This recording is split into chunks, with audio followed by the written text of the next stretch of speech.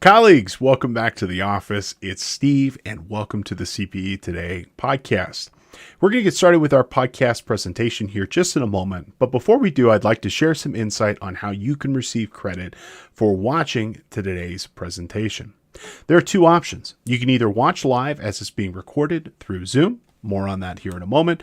Or you could be watching or listening on demand wherever you happen to receive content. We distribute our show through YouTube, SoundCloud, Facebook, our website, and many other places.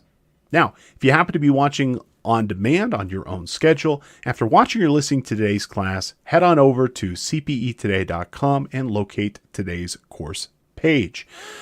You can find our course code by looking at the footer of the presentation to see the link presented there, and it will also be mentioned throughout the presentation on multiple occasions. After purchasing today's class, you'll complete a short 5-question quiz on what was discussed in today's presentation. And upon passing that, your certificate for your CPE credits will be automatically generated and available for download. In addition to your purchase, you can also download copies of today's presentation, learning materials. You can ask the presenter questions and more. Now, if you happen to be watching live as it's being recorded through Zoom, your attendance will be confirmed through attendance prompts, which will occur every 12 to 20 minutes and approximately 4 per hour. They'll pop up automatically, and when a prompt comes up, please choose a response to confirm your attendance. It doesn't actually matter what you choose as long as you choose something, as your response will confirm your engagement with our presentation. Attendance prompts might not be announced, so please keep an eye out for them. Now, as long as you've completed at least 75% of the attendance prompts, you will receive full credit for our presentation. Your completion certificate will be delivered to you by email within 2 business days of the event. You can always visit cpetoday.com if you have any questions or issues with your certificate. After our presentation today, we'd love to know what you think. There will be a course evaluation that will automatically pop up. It should take you anywhere from 1 to 3 minutes to complete, and your feedback will be used to help us produce better content in the future. Now, if you have any questions or comments throughout the presentation, we'd love to know what they are. Please use the chat or the Q&A functionality to let us know what you think, or if you have any questions on the materials that are being presented. Also, please feel free to share your experience, knowledge, and insight with the class. If you have any technical issues, you can also use that functionality to ask for help. You can always find great content at cpetoday.com. We have a variety of self-study and live courses from all topics: accounting, audit, personal development, Excel, QuickBooks, and more, you name it. Check out cpetoday.com. And the CPE Today podcast is made available Tuesdays and Fridays at 11 a.m. Pacific. And you can always find great content being discussed in that podcast every single week. If you happen to be a new user, listener, viewer of the CPE Today podcast, thank you so much for coming. Welcome. We're ecstatic and happy to have you. How about you get a free credit on us? Use coupon code ONEFREEPODCAST at checkout to get a free credit for today's class. We're going to go ahead and get started with our presentation here in the podcast today. Thank you so much for being here and enjoy our presentation. Good morning, colleagues. Welcome to today's class. My name is Steve Yoss. Thank you so much for being here with us today. We're going to get started here with K2, securing your data and for practical tools for protecting your information. But before we do, I just want to make sure that you are connected. You can hear me and you can see the screen. If so, if you wouldn't mind opening up that chat pod, shoot me a message. Let me know that you are connected and that you are good to go.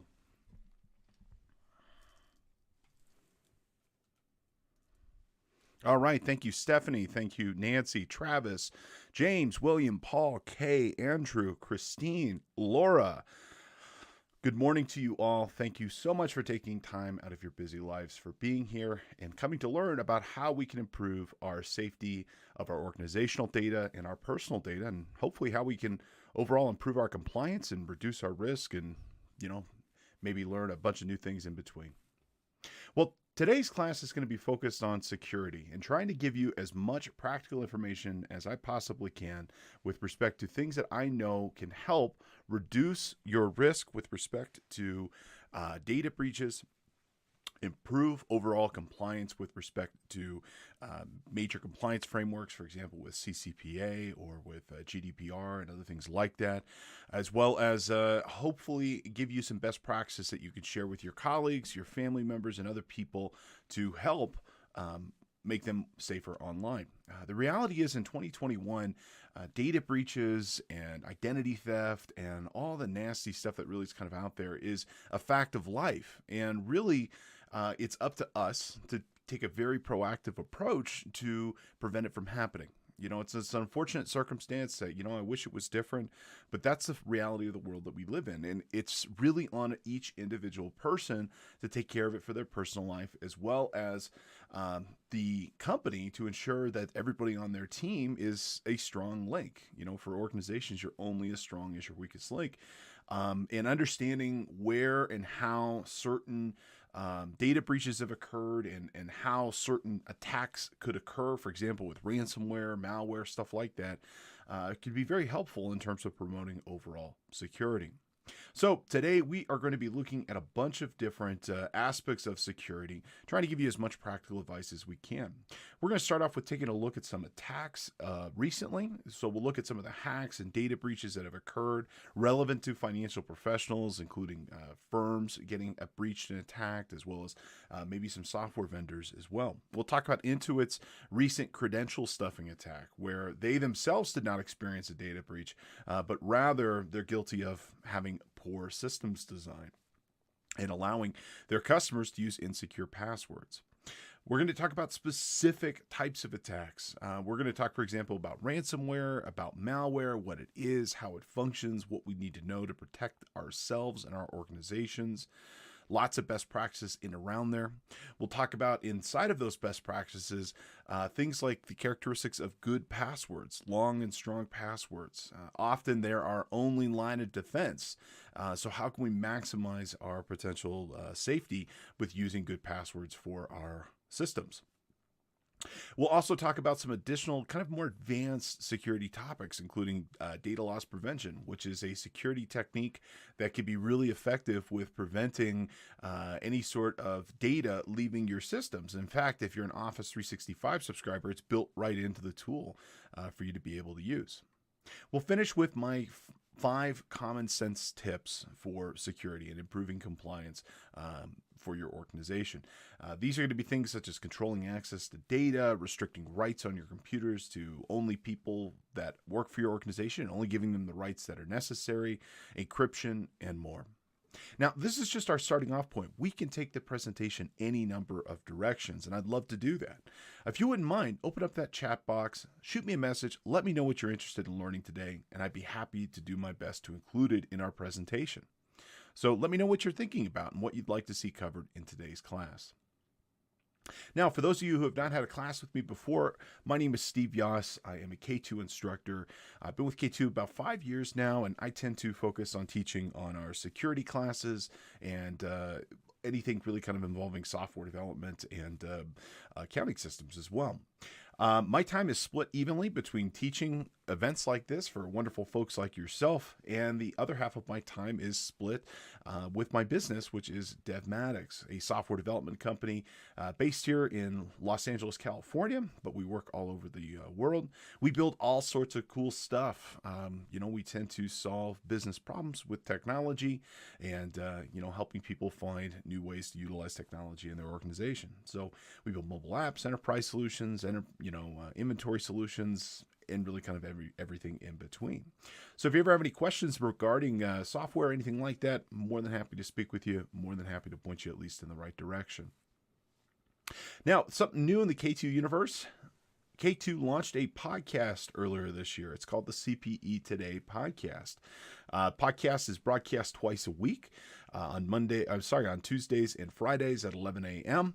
And the podcast focuses on accounting technology and business. It's giving financial professionals all the information they need to know to be relevant and up to date with their career. We discuss reviews of software applications. We talk about in-depth on training topics, including Excel, Power BI, and more. Lots of tutorials and walkthroughs. And often in the podcast, we're able to go much further in depth on topics than we can get inside of a class. And for a class, for the most part, we try to cover a lot to give you as much information as possible, but podcasts will go really in depth on particular topics. You can listen for free on the platform of your choosing, including Apple Podcasts, Spotify, and more. You can even watch live on YouTube and Facebook for free, Tuesdays and Fridays at 11 a.m. So if you like accounting technology and like take K2 courses, by all means, please feel free to check it out. Okay, couple of quick housekeeping announcements, then we're going to go ahead and get into our class for today. This is a NASBA qualified webinar. As such, there will be attendance prompts to confirm your engagement with the presentation. They're going to come about every 12 to 20 minutes or so please be on the lookout for them. When the response comes up, please go ahead and choose a response to confirm your attendance. Let's go ahead and do a sample one right now just to ensure you know what you're looking for. So you should see a pop-up on your side letting you know that there is a polling question. Now, a couple things with respect to these polling questions. When they come up, select a response. It doesn't matter what response you actually choose. Just choose something. Doesn't matter what. This confirms your attendance, lets us know that you're here, and that ensures that you will get your full credit for today's class. Two things I'll let you know. The questions that we're going to ask will be related to the course and content. However, I'm not going to be pacing necessarily the questions with the course content itself. Unfortunately, there's too many questions, and in order to be able to get through the presentation, it's really difficult to be able to try to time them correctly in order to be able to get the number of responses. So please just go ahead and choose something. If it's something we haven't covered up to this point, don't feel too bad about it. Additionally, I will not be announcing when those prompts come up. Again, it's not that I don't want to let you know when they're coming. It's just there's so much material to get through, and it can be quite disruptive to change topics every couple of minutes. So please keep an eye out for them. I'm going to keep those polling questions up as long as I possibly can, so they will be up for several minutes between. So don't feel like you need to do it in the first 10 seconds. They'll be up for several minutes. Okay?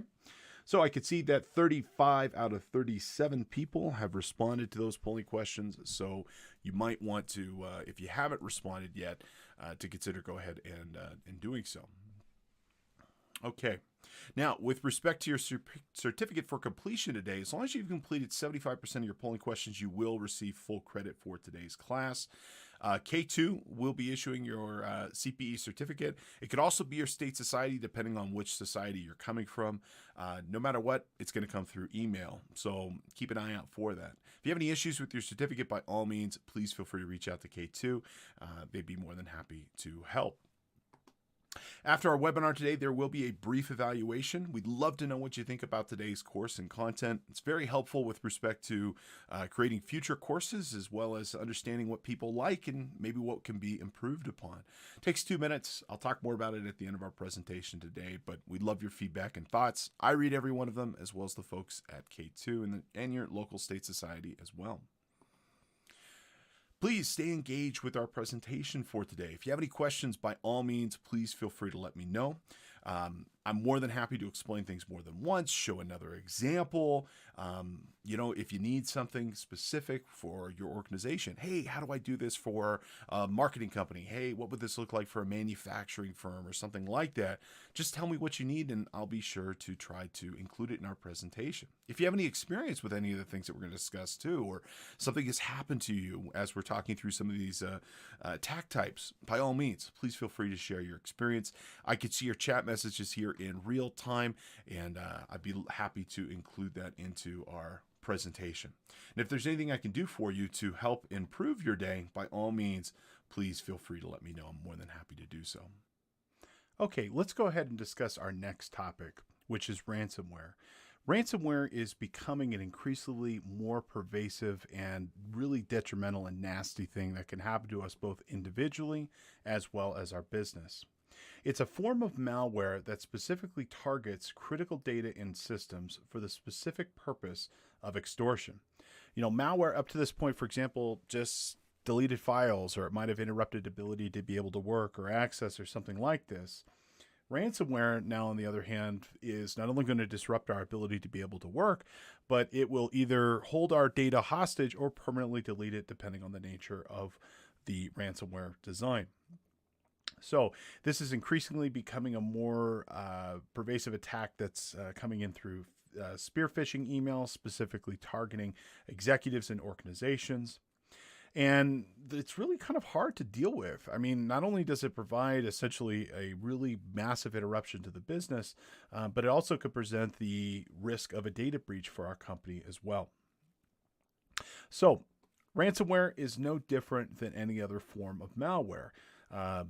Viruses, worms, Trojan horses, and others, always have been around. But now we have this additional component of having our data being held hostage, not just deleted.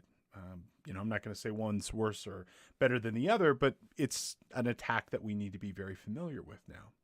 Now, when ransomware strikes, it typically takes control of the data files on a computer, and it will hold them hostage until the victim pays some sort of ransom that is demanded by these cyber criminals. Okay. Now, what often will end up happening is that the user will download something on their machine, either through an email attachment or through downloading, an application they think is doing one thing, but in reality, it will do something different. In this case, steal your data and lock it up for you. So you might, for example, get this email attachment from a client. That email attachment might contain a macro, and unfortunately, you're logged in as an administrator on your machine or have administrative rights. Well, remember, software runs with the same rights and permissions as the user. So it will connect in the background, that macro, and download some sort of malicious code, install itself silently in the background of your machine, and over a period of time will ultimately encrypt the data on that machine. It will encrypt it, and then once that encryption is done, it will lock your machine and it'll say, hey, you can't use me until you pay some sort of prescribed fee. And if the user pays the fee, maybe they get their data back, maybe not. But absent of a good backup, that's really going to kind of be your only choice with respect to resolution. Now, in theory, you pay the fee. The criminal should give you your data back. However, if you think about it, they've already kind of misled you and turned you into a victim to begin with. So, I mean, they have no real, trust here. I can't necessarily trust them that they're going to do the right thing. However, what is true, that is, if you don't pay the ransom, then you're going to lose access to your files forever. They'll either remain encrypted or they could be deleted, just depending on the nature of that malware.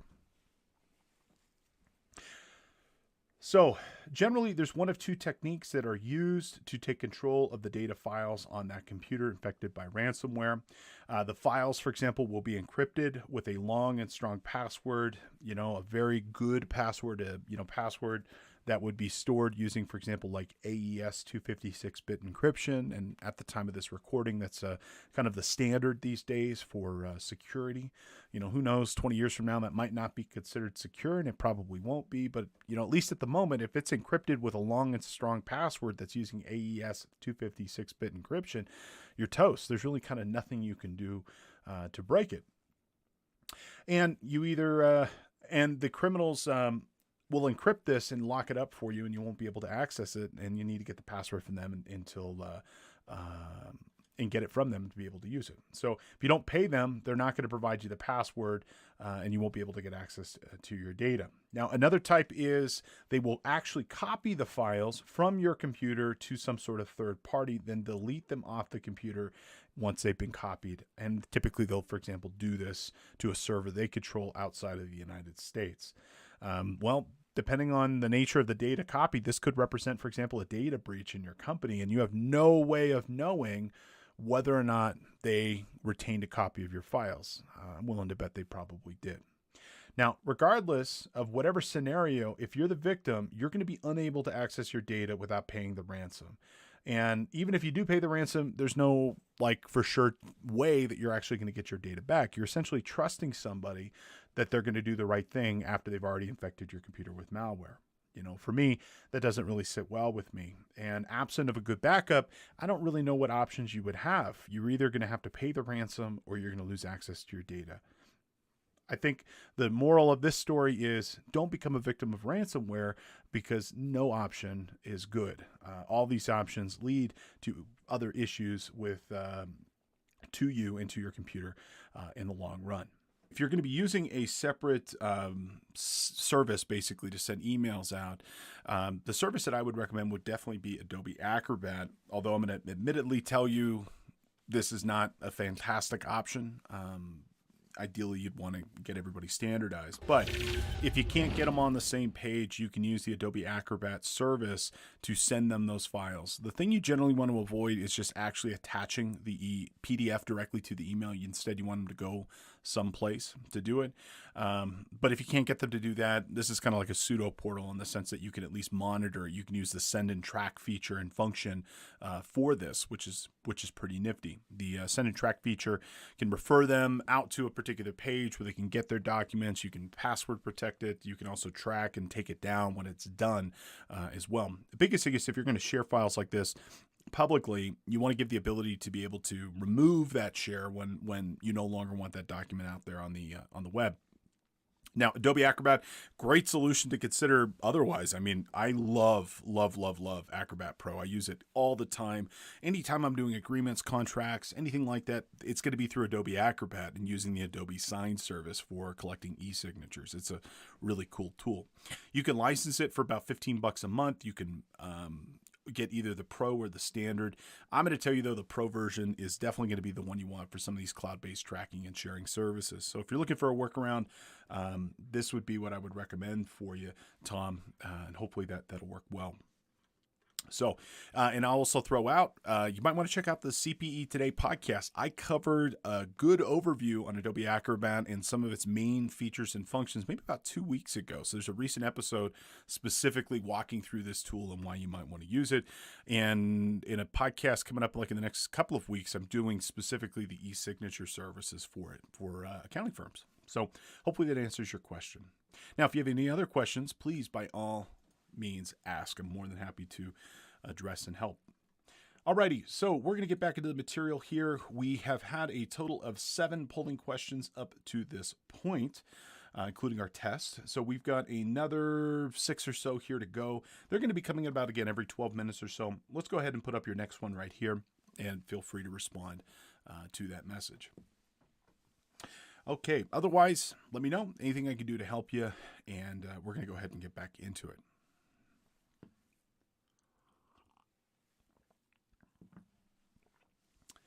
So in the next section of our presentation today, we are going to be looking at some of the main risk components as well as some of the main remediation components that we can use to help make ourselves safe and secure. We've looked at, for example, some of the major news, some of the major attacks that have occurred, some of the hacks. We've learned, for example, some of the major components that have come from, for example, some of the security procedures from like Have I Been Pwned and the Verizon Data Breach Investigations Report. Let's go ahead and take a look now at our next component, which is going to be ransomware.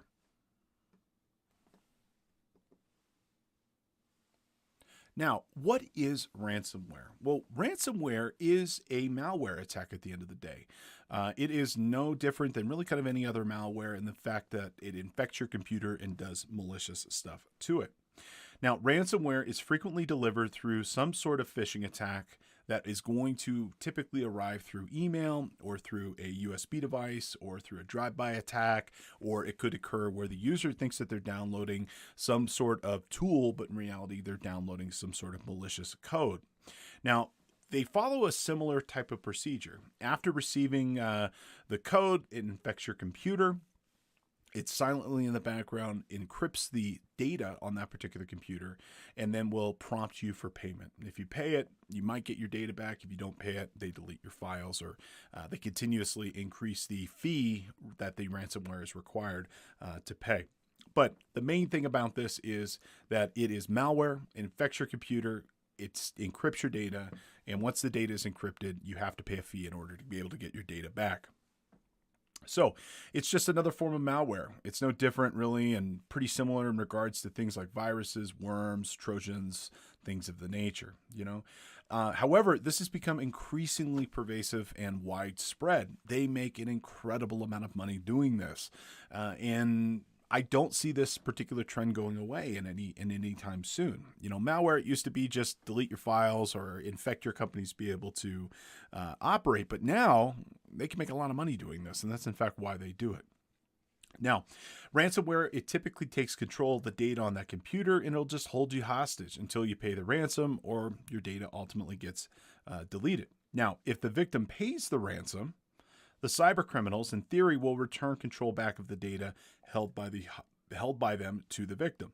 Now, if the victim does not pay the ransom, then the access to those data objects will be gone forever.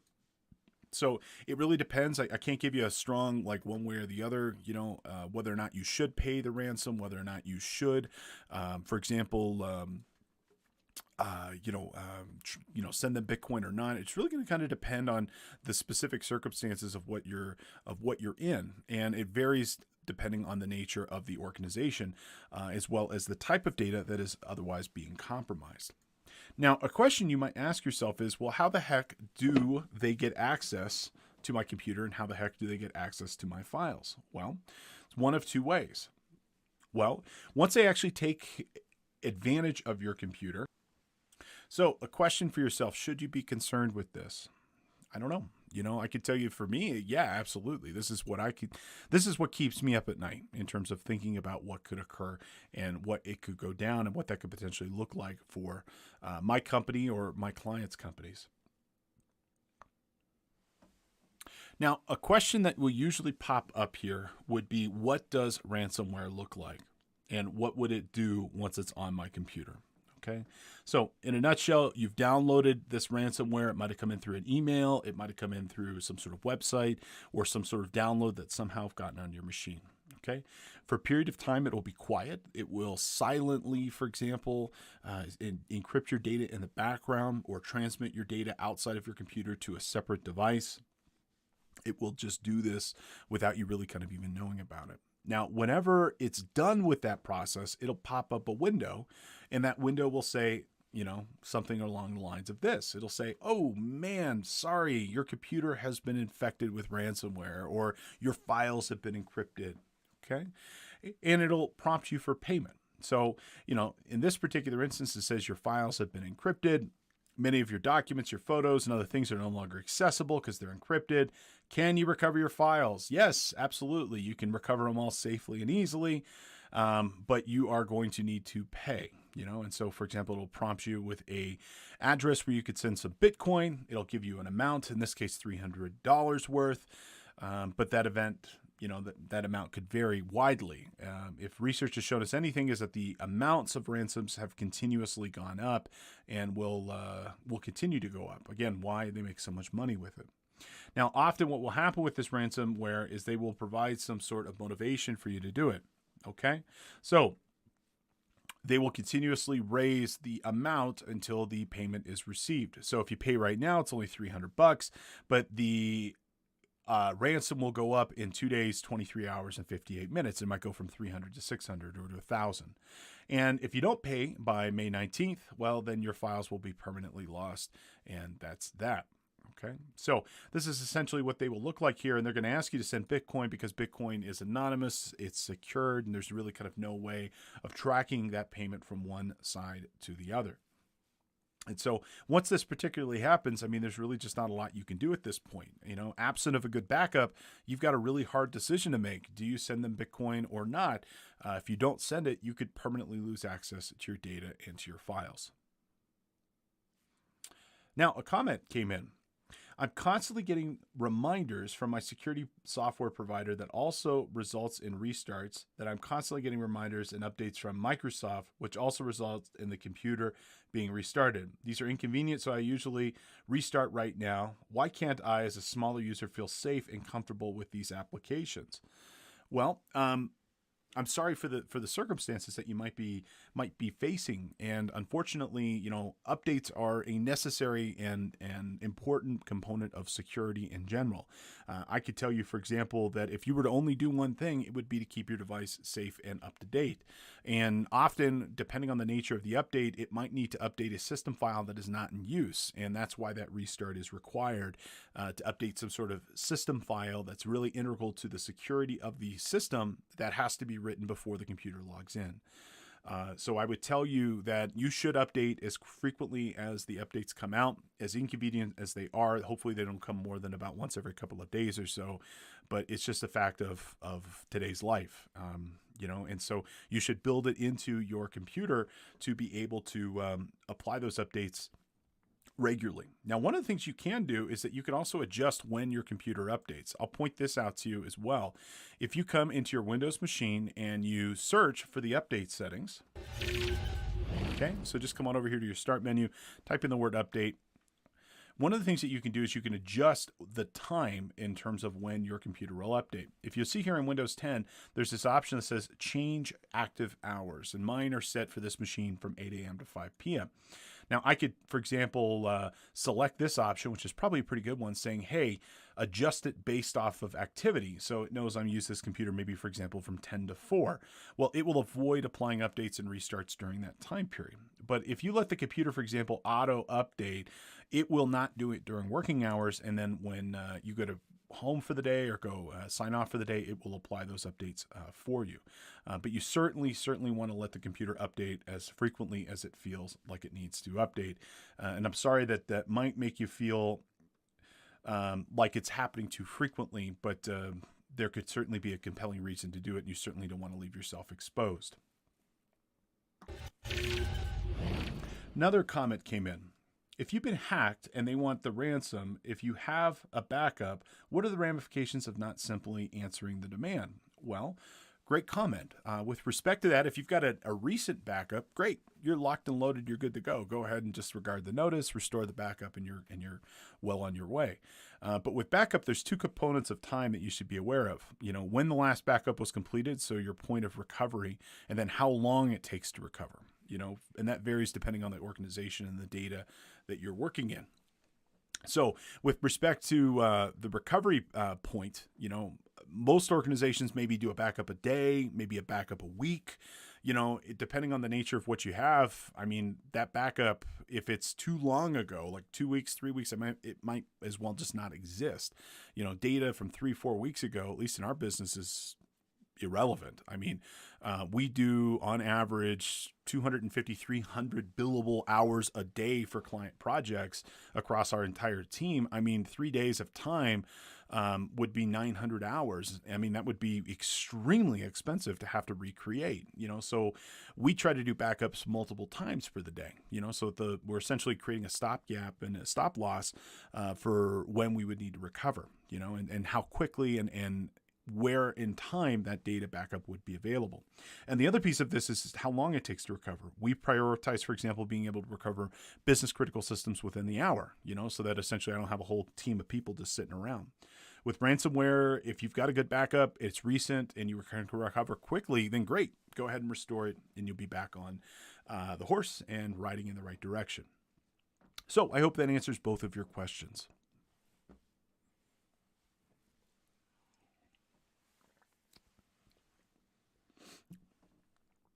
So let's go ahead and take a look at 3 recent high-profile attacks that we can draw some conclusions from and apply to our own organizations. The city of New Orleans in 2019 had a very large attack. It came on the heels of a similar attack for the entire great state of Louisiana, where K2 is incorporated and operated for many, many, many years. And this particular attack affected over 4,000 computers owned by the city government. It resulted in $7 million in damages. However, the city was able to recover about $3 million through their cyber insurance coverage. Now, it was believed to have been caused by the Ruck version of malware and ransomware perpetrated by organized crime outside of the United States. In addition to the financial costs, this resulted in the city not being able to operate for a period of time, and they ended up actually having to declare a state of emergency. You think about, for example, how much detriment and damage can cause by an individual not being able to operate.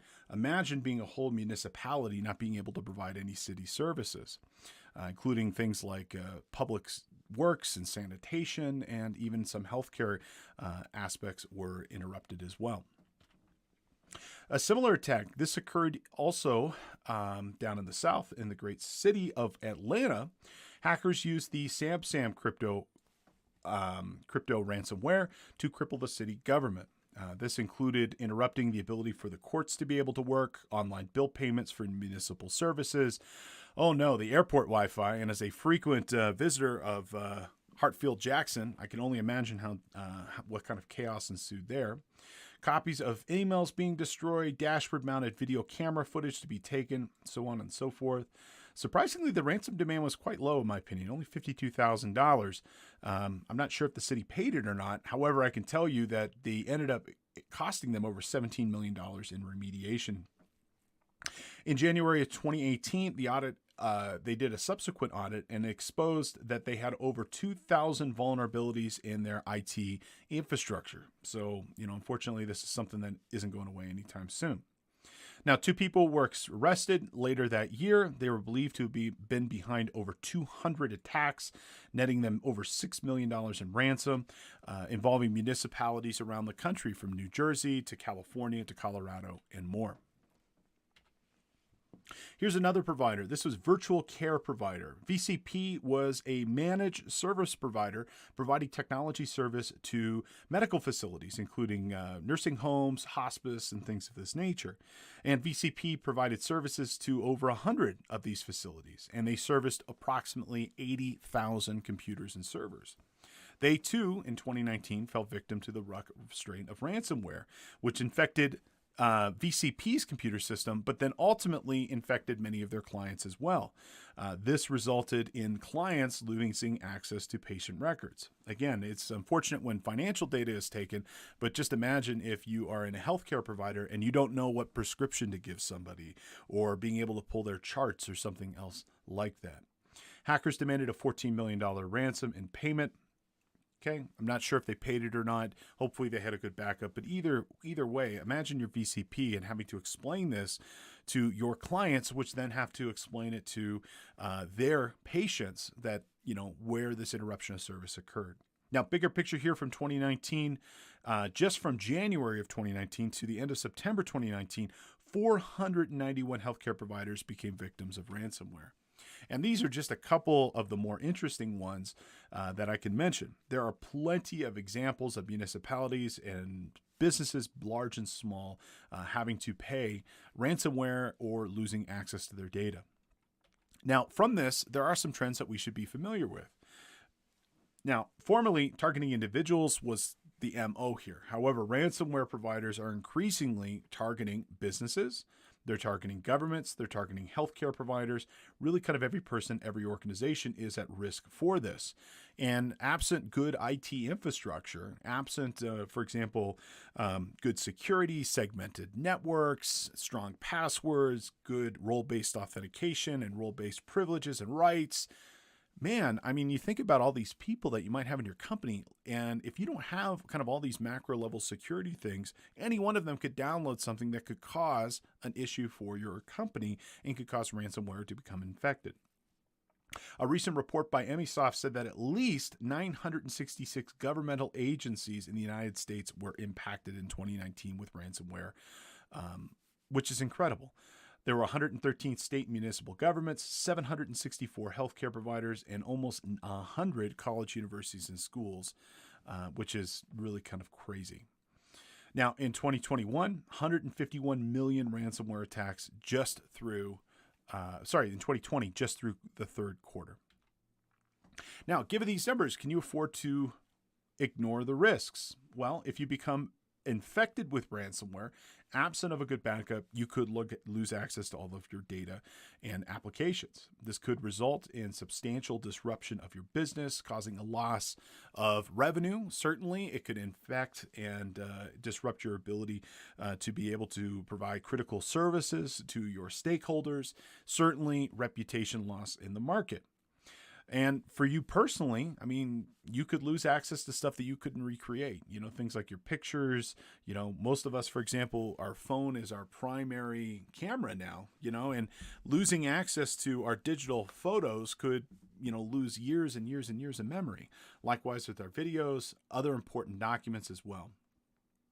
Now, from a organizational perspective, ransomware could constitute a reportable incident. It depends on your state. It depends on your specific, like what you do. If you're, for example, a healthcare provider, you might have, and you probably do have, responsibilities to HIPAA and for protecting patient data.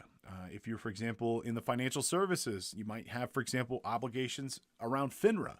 And for those compliance-based programs, it can be very expensive if a data breach could occur. In the case of HIPAA, the fines range from about $250 up to $250,000, and at every level in between, depending on what occurred. Something like willful negligence, could be very, very expensive to your company.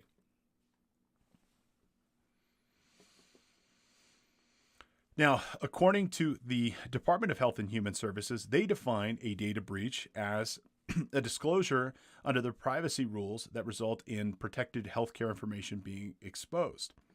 It is presumed to be a breach unless otherwise the covered entity or business associate demonstrates that there's a low probability that the protected health information has been compromised. So in some instances, it might not constitute a data breach if the data is encrypted. So there are some rules and regulations around this, but they vary widely from state to state, industry to industry. Now, for ransomware as HIPAA violations, there are a couple things that we should know. The nature and extent of the healthcare information that's involved, including the types of identifiers and the likes of re-identifying people. So for example, if it includes critical information like a social security number where you can actually identify somebody versus maybe just a patient ID. The unauthorized person who used the protected health information or whom the disclosure was made, whether the protected health information was actually acquired or viewed, and to the extent at which the risk and protected health information has been mitigated. All of these would be factored into if it was a HIPAA violation, and if so, what type, and what the overall fine and regulatory cost might be. Now, consider ransomware impacting a CPA firm. Let's say ransomware, for example, impacts your firm the week of April 15th, and it stops your company's ability to be able to process tax return. What are your options? This is a critical time period for you. Absent a good backup, what are you going to do? What if you have all those returns that you spent hours and hours and hours of doing that you can't ultimately file? I think your clients, for example, will feel bad for you. They'll probably give you a day or two to maybe be able to figure it out. But if it's April 10th, April 11th, they're not going to be happy to go on extension. That might impact their ability to come back and get your return done in the future. So what are your options? You could restore from a backup and continue operating, or you could pay the ransom and hope to continue operating, or you tell your clients you won't be able to complete their returns and have them file an extension. If you're out of business for more than a couple of days, though, a couple of weeks, at some point, people make their determination, they'll just move on, and that's often what will end up happening here is that despite your best effort, you'll lose clients over it. Now, how does ransomware attack you? There is no single source of ransomware. It can infiltrate and infect a computer through lots of different points, but there are 9 specific methods that you should be familiar with. Okay, unsolicited email, clicking links and attachments, mal spam is sometimes referred to this. Malicious URLs that are transmitted through social media. Be very conscious of, for example, companies that have their names. What these attackers will sometimes do is they'll buy a domain very similar to a company. For example, like my company is Yossio. So our domain is yoss.io. Well, somebody could buy y0ss.io and it would look extremely like our domain. And the unsophisticated user might think they're actually going to our website, but in reality, they're going to some sort of malware. We have drive-by websites, which are sites used to specifically distribute malware that look legitimate, that have been compromised. Malware can be distributed through RDP, what we talked about earlier with respect to Shodan. And I gave you the example using remote desktop access and finding those ports. Well, often bad guys will find those ports as well. They'll be able to penetrate the critical vulnerabilities that are listed there and then infect that computer, that server, that network with malware as well. You could also get it through a managed service provider, So there were a couple of examples recently in Texas where a managed service provider that provided IT infrastructure for several Texas municipalities, they got infected. And because they had privileged access into client networks, the malware actually spread to their clients as well. Another good example is what we talked about a minute ago with that VCP company providing managed services to healthcare facilities for nursing homes and hospice. The nursing homes and hospices didn't have a issue, but rather their managed service provider did. So these are more of the common methods that we might get, but I would say email and malicious links are definitely the ones that we would be most concerned with. So I would tell you, focus on your team, help them reduce the overall risk of becoming a ransomware victim. We're human. We're going to be the ones that ultimately cause this. We are the weak link in the security chain. If it's going to occur, a data breach is going to occur for your organization. More often than not, it's going to occur because of a breakdown of humans inside of this. A human clicking on something they shouldn't click on, a human thinking they're getting an email from a client, but they're not actually getting it. It's a spoofed email or something like that. Educating yourself, educating your team, and other people that are working with your organization, independent contractors and the like, about the risks associated with spam and malware, in my opinion, are your overall best investment.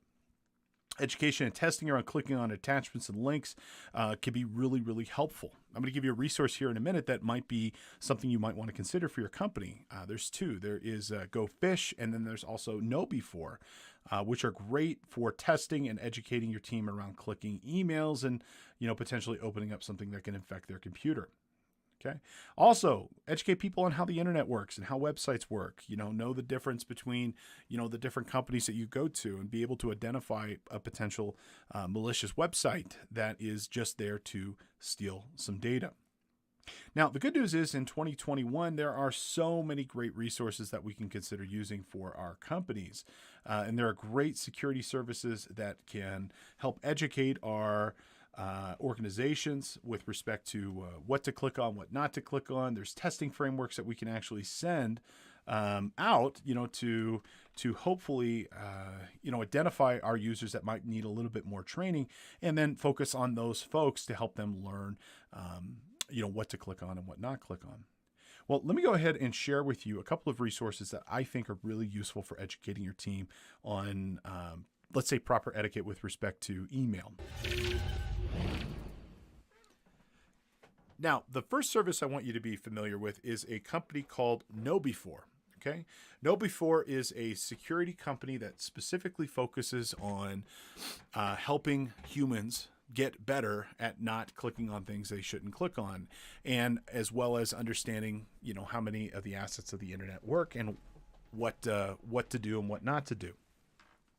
So users are often your first issue that you're going to pop up inside your company, and even a very well-maintained, well-organized company at the end of the day is still made up of individuals. And if those individuals aren't trained with good and provided good resources, there's a good chance that they can cause your overall issue.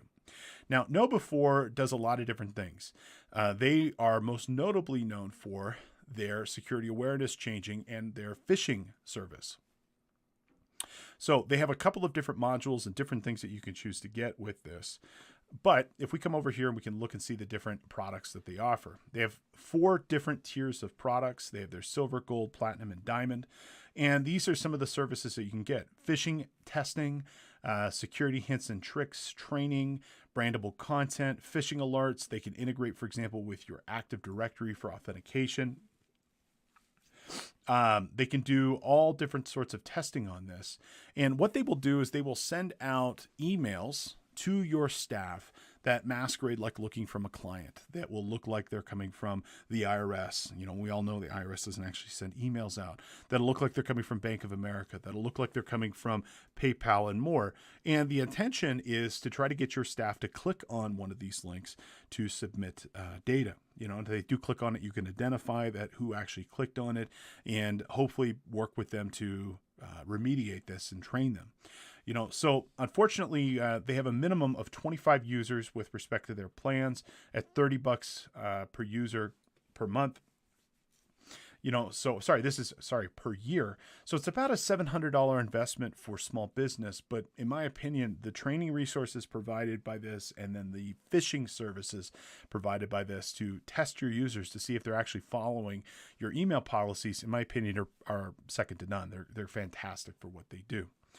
So this is KnowBe4. You might want to check this company out because they've got some great resources to assist your company and improving their overall security. Now, if that's a little pricey for you, understandably, there is a free and open source alternative. It is called Gophish. And this particular service is something that you can just download and use inside your company, and it will manage that same kind of phishing attacks for you, where it'll essentially send emails out to your staff trying to convince them to click on a link, and it'll tell you, who opened the email, who clicked on the link, maybe even who submitted the data. Now, this one's a little bit more complicated to set up. It's not horrendously difficult, but it does require a little bit more finesse versus the KnowBe4, which is pretty much just a turnkey service. You sign up and it's good to go. This, you're going to need to configure. You're also going to have to write your own emails. So it's a little bit more in depth. Someone like myself, computer software developer, I personally prefer services like this because I can customize them to my heart's content. But if you don't want to take that kind of effort, well, then you might want to consider that KnowBe4. But ultimately, they end up working the same way. So you have lots of options as it relates to kind of testing your staff, educating your staff. And I would really encourage you that you consider at least one of these solutions as a way of kind of improving security and compliance. And if people know they're going to be tested, hopefully they'll become vigilant when the real attack does come and they'll recognize it and not click on it. Now, another feature that is built into Windows 10 for helping prevent against malware is what's called controlled folder access. This was released in fall of 2017, so by now everybody should have it. And this enables users that have the appropriate rights that can change settings on their computers to enable this feature that will prevent specified folders, known as controlled folders, from being tampered with by unknown